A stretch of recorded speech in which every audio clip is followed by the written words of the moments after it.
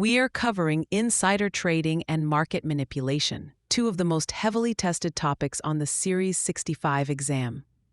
The exam requires you to identify illegal conduct in nuanced, real-world scenarios. Let's start with the core concept: material, non-public information. Information is considered material if a reasonable investor would find it important when deciding to buy or sell a security. Think of things like unannounced mergers, upcoming earnings that will surprise the market, or significant legal proceedings. Information is non-public if it hasn't been widely disseminated to the investing public through channels like a press release or an SEC filing. For the exam, if a scenario mentions a private board meeting, a confidential memo, or information shared before a press release, those are red flags for non-public information. The core violation of insider trading is trading on this information or passing it along to someone else who does. This brings us to tipper-tippee liability. A tipper is the person who has the inside information and breaches their fiduciary duty by disclosing it. A tippee is the person who receives the information. For a violation to occur, the tipper must receive some personal benefit for the tip. This doesn't have to be cash. It can be a reputational benefit or even just the benefit of making a gift to a friend or relative. The tippee is liable if they knew or should have known that the information was confidential and that the tipper breached their duty in providing it. The exam will test this with scenarios where a CEO tells a friend about an upcoming merger over golf, and that friend then trades on the information. Both the CEO and the friend have liability. To prevent the misuse of inside information, firms are required to establish procedures. The most critical of these is the concept of a Chinese wall. This is not a physical barrier, but an ethical and informational one, designed to segregate departments that routinely receive material non-public information, like investment banking, from departments that trade securities, like the firm's asset management arm. The exam expects you to know that these procedures must be established, maintained, and enforced.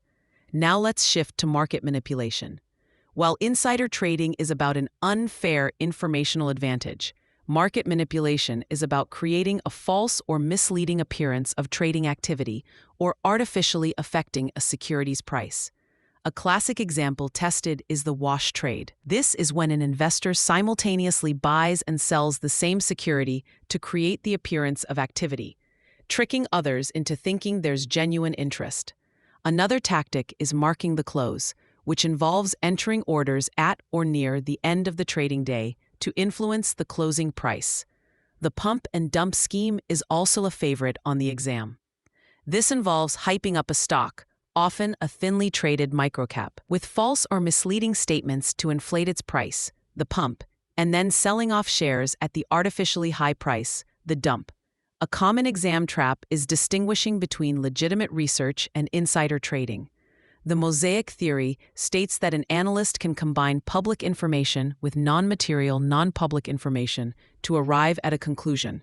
This is not a violation. The violation occurs when the conclusion is based on a key piece of material, non-public information.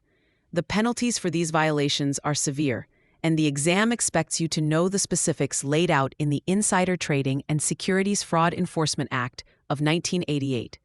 Civil penalties can be up to 3 times the profit gained or loss avoided, a concept known as treble damages. Criminal penalties can include fines up to $5 million for individuals and up to 20 years in prison.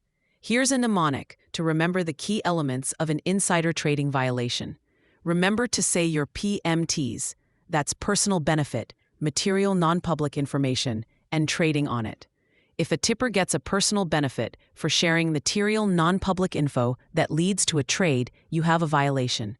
For free practice questions, AI-powered explanations, and more exam prep tools, visit openexamprep.com. That's openexamprep, all one word, .com.